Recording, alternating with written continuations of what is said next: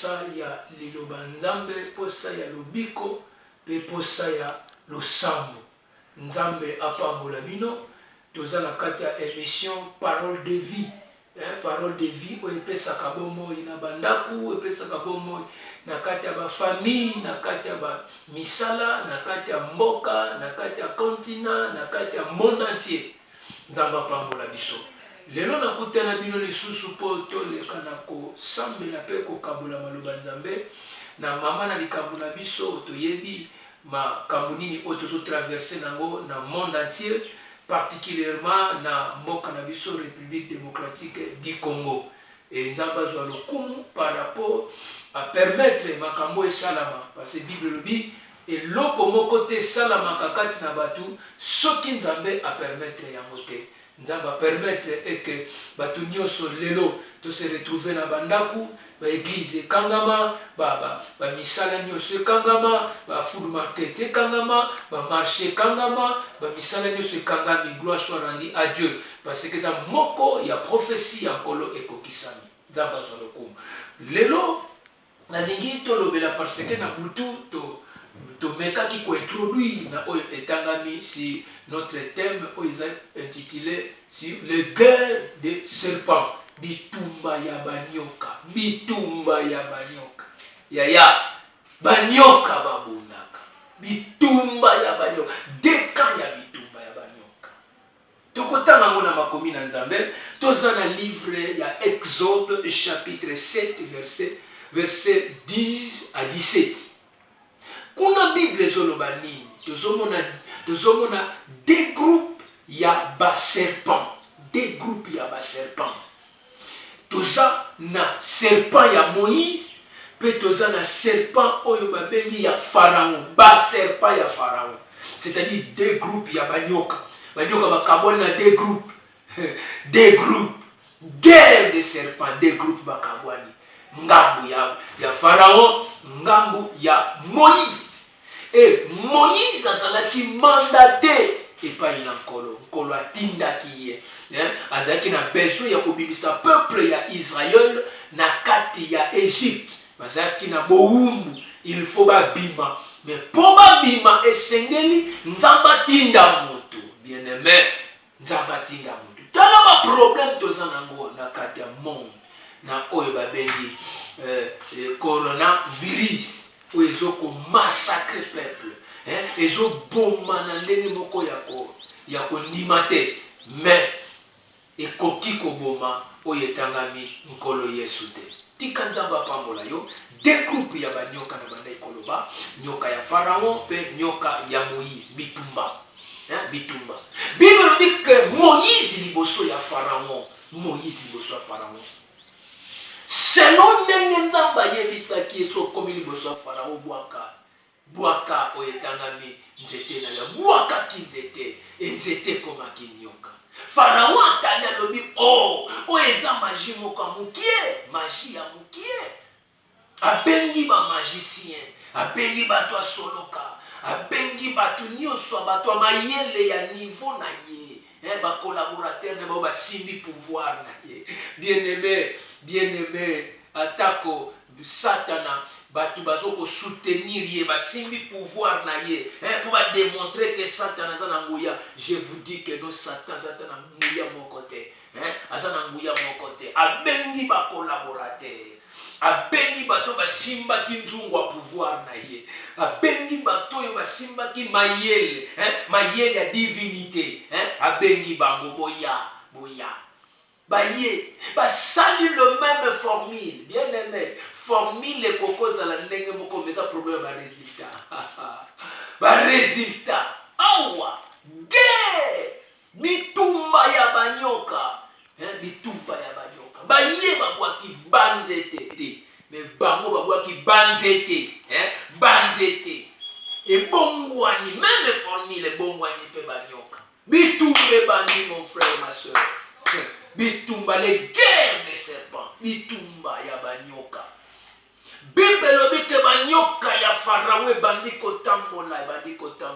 Ebandi kotambola par-ci par-là. Nkolo lokola babengi chef suprême. Bien aimé, nkolo bengi chef suprême. Quelque chose en akatianda, quel que soit bien-aimé force. Tomatoni na yo elemi na koyoka ke maladi ya coronavirus ezoko sakade ezoko bebisa ezoko boma bien-aimé eza likolo ya kombo ya Yesu te eza likolo ya kombo ya Yesu Kristo te azali maître pe chef ya l'univers nazotalisa yo bisika ozali peu importe quelle force ya molili peu importe quelle influence ekoki koya na domaine ya maladi quel que soit elati kombo bien-aimé, pouvoir na nzambe eza likolo. Pouvoir na nzambe eza likolo. Eloko esepelisi eza nini? Eloko esepelisi parce que nyoka ya Moïse ekomi komela banyoka ya Pharaon. La guerre des serpents. Bitumba ya banyoka.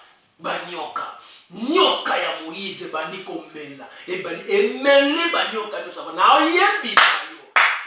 Bien-aimé nazoyebisa yo ke ekomi ngonga oyo semaine oyo bien-aimé semaine oyo nyoka oyo etangami ya nzambe ekomela banyoka nyonso ya Farao.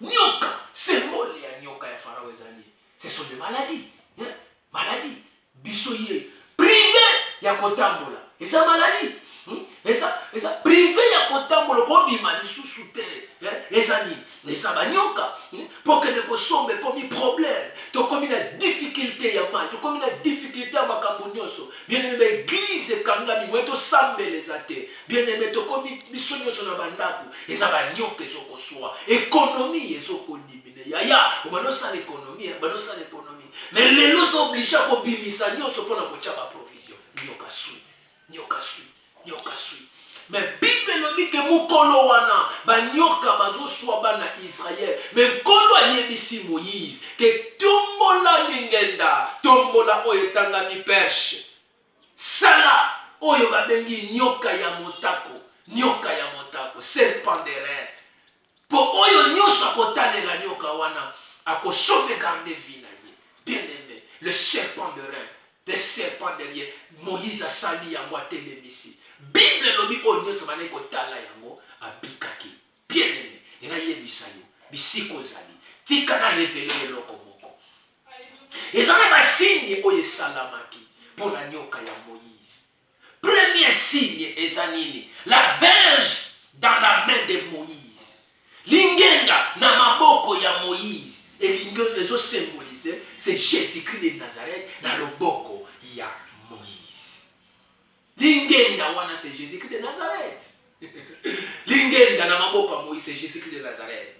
Bible lobi ke Moïse abwaki lingenda, kobwaka lingenda eza nini? Na mabele, abwaki lingenda na mabele. Ezo symboliser kaka c'est la venue de Jésus-Christ. Koya ya Yesu Kristo, koya ya Yesu Kristo. Et bisika oyo Bible lobi ke là où l'esprit du Seigneur y a la liberté. Bisika kola koti, Moïse azwi lingenda abwaki na mabele. Ezo symboliser koya ya Yesu Kristo. Aïe pour Nani, je dis que Jésus-Christ est venu sauver le monde, sauver l'humanité. Aïe pas bikisayo, aïe pas bikisanganayo, aïe pas bikisangabota. Quel que soit coronavirus, ces eaux se lever. Je suis en pleurs, mais bien aimé, je connais qu'en pleurs il y a Jésus-Christ. Je connais qu'en pleurs il y a Mozambique. Je connais qu'en pleurs il y a puissance en Zambété. Quel que soit, dans les belles ya minganga, ba spécialiste, ba continue ba laboratoire, ba lukakisi, mais ezokokamate, ezo salamate. Mais ça kaka kisi moko, oesa na makoki likonamo, c'est la prière. La prière. La prière. Dieu ordonna à Moïse de toucher la queue du serpent, de toucher la queue du serpent. Ayebisie, simba, ko simba na mutute. Keba, ko simba na mutute, mais simba na mukila. Parce que mutu ezo symboliser pouvoir. Mutu ezo symboliser colère. Mutu ezo symboliser domination. Domination. Mutu ezo symboliser la loi. Mobeko. Mais alors simba na mukila. Mukila c'est la grâce. Mukila c'est la grâce. Bien-aimé na yebisa yo, la grâce de Dieu est sur nous. Grâce à Nzambe, molu à Nzambe, et l'okweza immérité. Grâce à Nzambe, et comme il y a katenda. Grâce à Nzambe, et belé bazolo kamano banzambe bezopesa na bakote. Siko nazo senga na yo. Eza na ndako bisiko za bondela. Eza olivo bima bondela. Ekolo osala makamba minene na kati ya bomoi na yo. Ngolo nza la guerre des serpents. Tika nzamba lola apambola. Lo sambo na biso ezali na pokwa ya lelo. Toko sambela à partir de 22h. Tu vas dire prier et l'on a mekate bien-aimé. Ça l'a connecté. Donc sambela groupe mobimba, il y a groupe, il y a intercession mondiale, intercession ya m'époque, intercession bananzambe nyonso, bananzambe nyonso sangana à partir de 22h30. Tu vas dire prier en direct. Il y a WhatsApp en direct, il y a Facebook en direct, nakata ba chaîne na biso. Nzamba lola apambola bino. Bisiko zali na lingi na sambela pona yo. Nzamba lola na sengi faveur de grâce na yo ekita na bongo ya bandeko nyonso. Maladi nyonso we se transformer na ba serpent ezoluka kosuwa. Ba guerre nyonso des étoiles. Nzambe to mondir yango. Ba guerre nyonso nzamba lola ya ba nyoka to déstabiliser yango. Tika puissance na yo nzambe esembola malikolo bandeko nyonso na kombo na Yesu Kristo. Nde tosambi na kondima tolobi merci Seigneur Jésus-Christ. Merci Seigneur Jésus-Christ. C'était votre humble serviteur, l'apôtre Joab Kinkela. L'apôtre Joab Kinkela, oyo à l'indisio na exhortation oza na kati ya groupe, il y a intercession mondiale, intercession miracle. Intercession miracle. Nous sommes là pour la vie, nous sommes là pour la misala, nous sommes là pour le pays, nous sommes là pour le continent, nous sommes là pour le monde entier, nous sommes là pour le quartier, nous sommes là pour le bandaku. Par rapport à l'événement oyeye, aux anandaku samela et le monanga na WhatsApp, nzabalola apamolanga. Merci beaucoup. Ciao.